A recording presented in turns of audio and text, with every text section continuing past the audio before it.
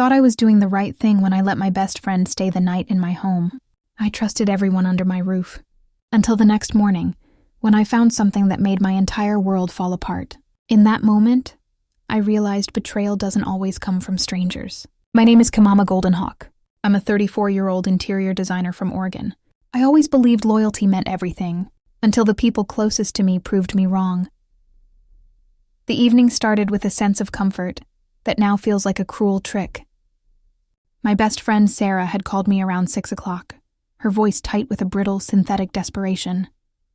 She claimed her pipes had burst, leaving her apartment flooded and uninhabitable. Without a second of hesitation, I told her to come over. My home was always open to the people I loved, and Sarah had been a fixture in my life for nearly a decade. I hung up the phone feeling the quiet satisfaction of being the reliable one, the friend who always showed up. My younger sister, Elena, was already at the house, busy sketching designs for a project she was helping me with. I mentioned Sarah was coming over, and Elena didn't even look up from her iPad, just offering a curt nod. I didn't think anything of it. My home was a sanctuary, a place where I felt safe and surrounded by the people I cherished most. I spent the next hour tidying the guest room, fluffing pillows, and prepping a small dinner, completely oblivious to the fact that I was preparing a stage for my own dismantling. I trusted my family and my friends implicitly, believing that the bonds we shared were woven from a fabric far too strong to be torn by anything as trivial as a houseguest. I had absolutely no idea that this single generous decision would be the catalyst for everything I had built to crumble into dust. When Sarah arrived, the air in the living room shifted instantly. It was a subtle, almost imperceptible change in the atmosphere, a thickening of the air, like the pressure drop before a thunderstorm. I noticed Elena's shoulders hitch up toward her ears the moment Sarah walked through the front door. They barely greeted each other, which was bizarre, given how close the three of us usually were. We sat down for dinner, a simple meal of roasted vegetables and wine, but the conversation was agonizingly sparse. I found myself doing all the heavy lifting, talking about a new commercial account I was pitching for a boutique hotel downtown, but my words seemed to just bounce off the walls.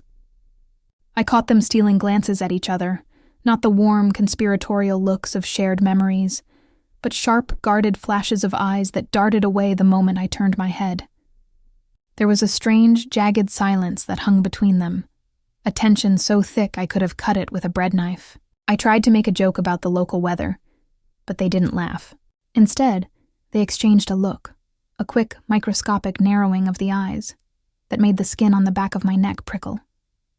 I spent the entire meal trying to convince myself that I was just tired, that my imagination was working overtime after a long week of deadlines. I told myself it was just stress, that I was projecting my own anxieties onto them, but the heavy, leaden feeling in my gut refused to dissipate. The night went on, but the unease didn't fade with the setting sun. I retired to my bedroom around 11, but sleep was a distant, unreachable shore. Every time I started to drift off, my mind would snap back to that dinner, to the way Elena's hand had trembled when she picked up her wine glass, and the way Sarah hadn't touched a single bite of her food. I laid in the dark, staring at the ceiling, feeling an inexplicable restlessness that felt more like a physical warning than simple insomnia. Around 2 a.m, the house settled into that deep, hollow stillness that only exists in the dead of night, yet I was wide awake. Then I heard it. A faint muffled sound of movement from downstairs. It was the rhythmic, soft thud of footsteps, followed by the low, indistinguishable drone of whispers. My ears strained against the silence, my heart starting to hammer against my ribs like a trapped bird. The whispers didn't sound like secrets shared between friends. They sounded urgent, sharp, and frantic. I sat up in bed, my breath caught in my throat, my instincts screaming that something was fundamentally wrong. I considered creeping out to the hallway, to stand at the top of the stairs and listen, but a cold, irrational fear kept me rooted to the mattress. I told myself it was just Sarah and Elena catching up, that perhaps they were just hungry or thirsty, and that I was being paranoid. I pulled the duvet up to my chin, squeezed my eyes shut, and forced myself to ignore the sound until it eventually faded back into the heavy, suffocating silence of the night.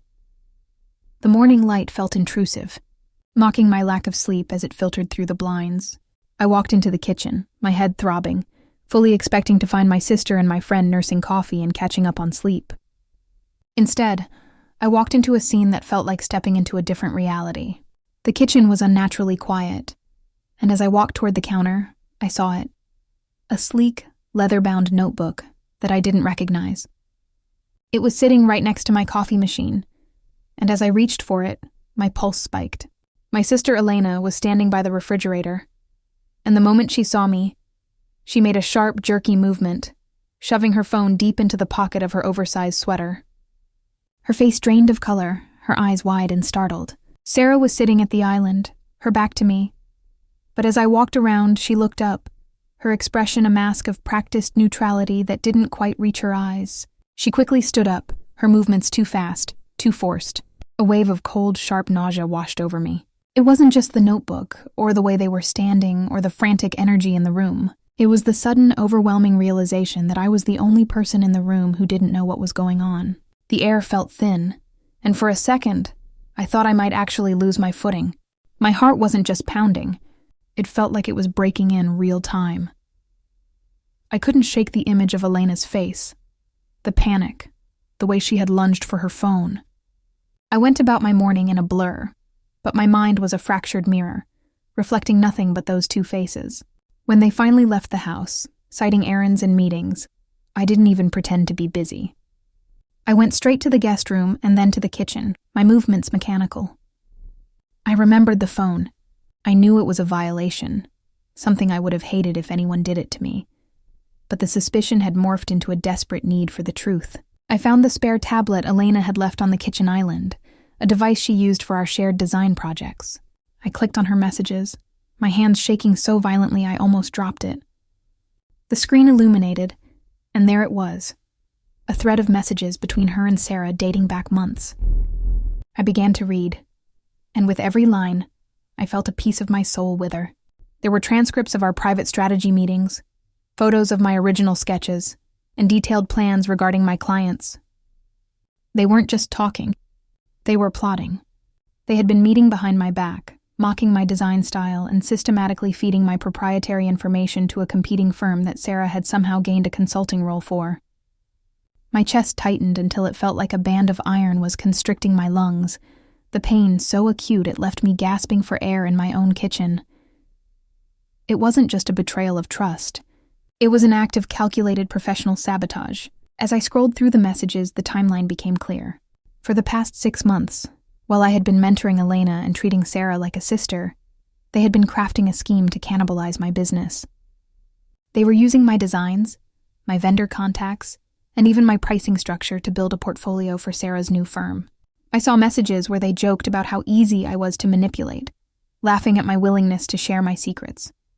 The realization that my own sister had been the one to feed them the internal files I had trusted her with felt like a physical blow. Every late night we spent working together, every time I poured my heart out about the challenges of running a design firm, she had been documenting my vulnerabilities.